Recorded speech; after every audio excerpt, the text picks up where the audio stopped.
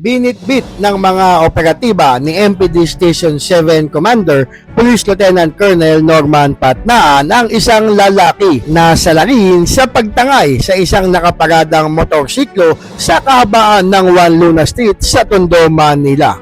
Sa isinagawang follow-up operation at backtracking sa mga CCTVs, ay nakita ng mga operatiba ni Lieutenant Colonel Patnaan ang ginawang krimen ng suspect. Ayon sa may-ari ng tinangay na motorsiklo, dahil sa kanyang pagmamadali papasok sa kanyang trabaho, ay nakalimutan nitong hugutin ang kanyang susi sa motorsiklo. Sa puntong iyon, nadaanan ng suspect ang nakaparadang motor na tila pinostihan pa nito dahil sa mga dumaraang tao at nang makatsyempo ay dito na sinakyan at tinangay papalayo ang nakaparadang motor. Sa kabila ng naantalang pagdulog ng biktima sa kapulisan, ay masigasig pa ring nagsagawa ng forward at backtracking operation sa mga CCTVs ang mga operatiba ni Lieutenant Colonel Norman Patnaan simula sa pinangyarihan ng krimen hanggang sa mga posibleng dinaanan ng suspect. Makaraan ang follow-up operation ay natuntun ang nawawalang motorsiklo na na-recover sa pamamagitan ng magandang ugnayan sa komunidad.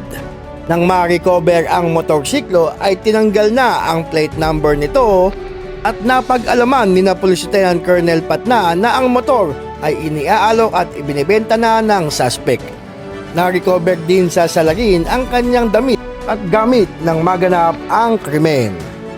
Agad na dinala sa MPD Station 7 ang salarin, gayon din ang na-recover na nakaw na motorsiklo. Dahil sa masigasig at matagumpay na operasyon, mistulang hindi makapaniwala sa lubos na kagalakan ang may-ari ng motor na siya ay maimpormahan ng kapulisan na ang kanyang motor ay nabawi na sa matagumpay na operasyon ng MPD Station 7. Sige, magiging part ng evidence mo, ito-turn over namin sa Dago. No, ngayon kukuhanan ka namin ng sa license, ito-turn over namin sa Dago para may case file natin. No? Okay, sige. Pwede ko lang natin to. Tawagin ko na yung Dago. Opo, sir. Yes, sir. I-call lang namin sa investigador para may turn over. No? Ate, ano pong naramdaman mo na recover yung motor mo? Masaya, sir. Masaya po. Nung nawala, nung na-discover mo na nawala, Sakit, sir. Iyak ako nang iyak. parang hopeless, wala nang pag-asa. Wala nang pag-asa kasi ilang araw din po bago ko na-report na eh. Tapos ano po ako hintay ako ng update. Parang wala nang tumatawag. Pero nung pagtawag po sa akin, na nandito na po yung motor. Para ako pang napunutan ng tinik na ano. Ate, bago po yung motor mo, ate.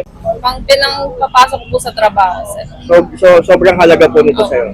Sabi po kayo sa mga pulis sa 7, lalo na kay Epe na inutusan niyo yung mga tropa na... Sobrang ano rin po, pasasalamat po sa lahat ng pulis na hindi po tumigil para makatulong sa mga ganito, sir, na lalo na yung ganyan nga, sir, kailangan sa trabaho na na-recover po agad-agad. Mga motor nila. Laging lang po, double check kung yung susi na natanggal ba o nailak ng maayos yung motor. Tapos ate, yung mga, sabi mo nga po, medyo late mo nang na-report. Opo. Pero mahusay yung mga pulis sa 7. Opo. Huwag mawawala ng pag-asa na Kilo po. sir, parang wag mawala ng pag-asa, sir, na patuloy lang din naman matiwala sa mga kapulisan na masusolusyonan kung ano man po yung reklamo nila. Sir. Basta dumulog lang, ate, Opo. magtiwala sa pulis, tama po ba? Opo, sir. Ate, ano po pangalan natin? Just na. Rowena po. Salamat po. Maraming salamat po, ate. Yung details yun ako. Opo, sir. Tinawagan ko na rin po sa online.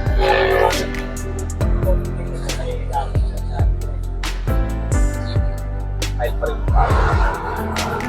Sabi, nakabala na rin po kami. Baka kasi, sir, diba, kagaya nun, baka kami madaanan naman siya ganun na iwan yung susi o hindi man motor o maulit at maulit lang, sir.